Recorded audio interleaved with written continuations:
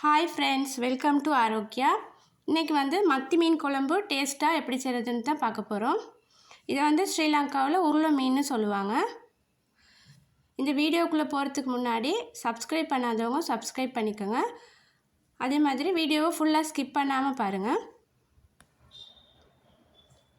Okay, இப்போ நம்ம தேவையான பொருட்கள் பார்த்துடலாம். சுத்தமாக கழுவி எடுத்த 750 கிராம் உருளை மீன், கொஞ்சமாக தேங்காய் பூ, கருவேப்பிலை, கொத்தமல்லி, புதினா, தக்காளி 2, பச்சை மிளகாய், வெங்காயம், வெள்ளைப்பூடு, சின்ன வெங்காயம், புளி தண்ணி கரைசல், மிளகாய்த்தூள், கறி பவுடர், செலவுத்தூள். இதெல்லாம் வீட்டில் அரைச்ச மிளகாய் தூள்கள் தான். இது எப்படி செய்கிறதுன்னு ஆல்ரெடி நான் வீடியோ அப்லோட் பண்ணியிருக்கேன். உங்களுக்கு தேவைப்பட்டால் நீங்கள் பார்த்துக்கோங்க, யூஸ்ஃபுல்லாக இருக்கும். இப்போ இந்த மீன் குழம்புக்கு நம்ம ஒரு பேஸ்ட் ஒன்று செய்யணும். அதுக்கு ஒரு பாத்திரத்தை நல்லா சூடாக்கிட்டு அதில் கொஞ்சமாக கடுகு, வெந்தயம், சீரகம், மிளகு சேர்த்துட்டு இதை நல்லா பொன்னிறமாக வறுத்தெடுத்துக்கணும். கருக விட்டுறக்கூடாது, கொஞ்சமாக பொன்னிறமாக வறுத்தெடுத்துடணும்.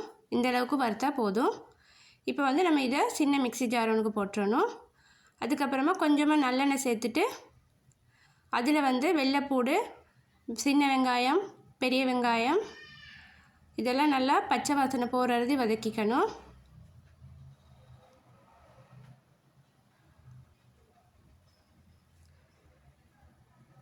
இப்போ அது கூடவே பச்சை மிளகாவையும் சேர்த்துக்கணும். சேர்த்துட்டு நல்லா வதக்கிட்டு அதையும் இந்த சின்ன மிக்ஸி ஜாரில் சேர்த்துட்டு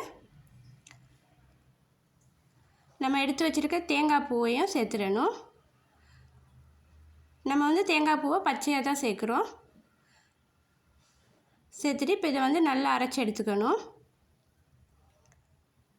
இப்போ ஒரு பாத்திரத்தை சூடாக்கிட்டு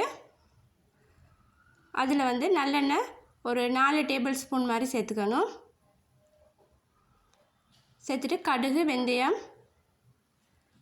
சேர்த்து பொன்னிறமாக நல்லா வறுத்தெடுத்துடணும்.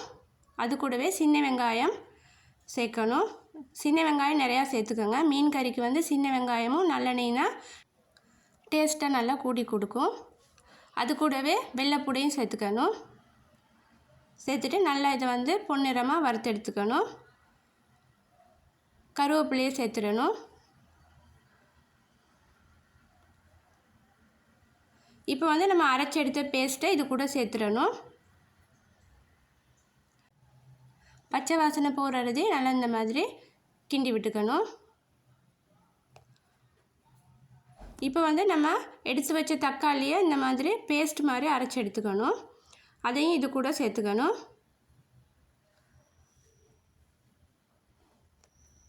புளி தண்ணி கொஞ்சமாக சேர்த்துக்கிட்டால் போதும், ஏன்னா நம்ம தக்காளி சேர்த்துருக்கோம். சேர்த்துட்டு நல்லா கிளறி விட்டுட்டு இதை நம்ம நல்லா கொதிக்க வச்சுக்கணும். இப்போ பாருங்கள், ஒரு கொதி வந்துடுச்சு.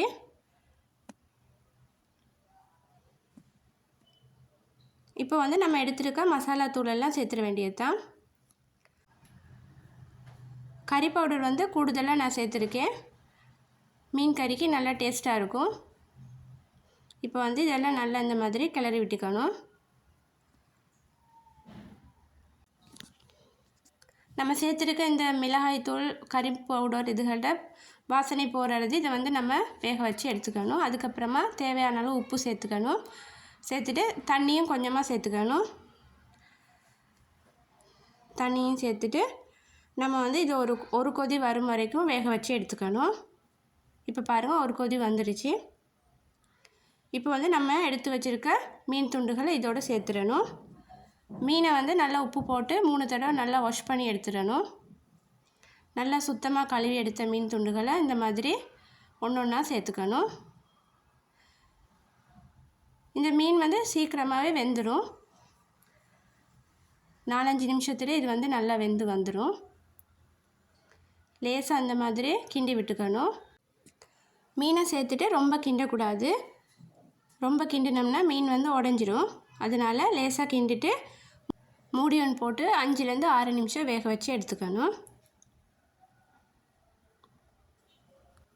5 நிமிஷத்துக்கு பிறகு இந்த மாதிரி மீனெல்லாம் நல்லா வெந்து வந்துருச்சு பாருங்கள். நல்ல கலர் ஒன்று இருக்குது.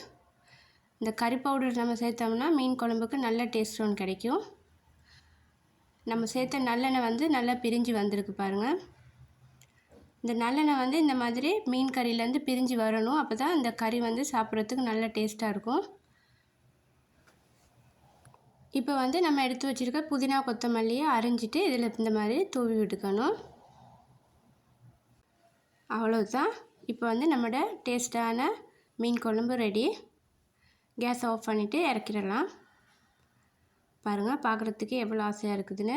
இந்த கறி உண்மைக்குமே சாப்பிட்றதுக்கு அவ்வளோ டேஸ்ட்டாக இருக்கும். நீங்களும் இந்த மீன் வாங்கினா ஒரு தடவை இந்த மாதிரி செஞ்சு பாருங்கள். மத்தி மீன் வந்து ரொம்பவே உடம்புக்கு நல்லது.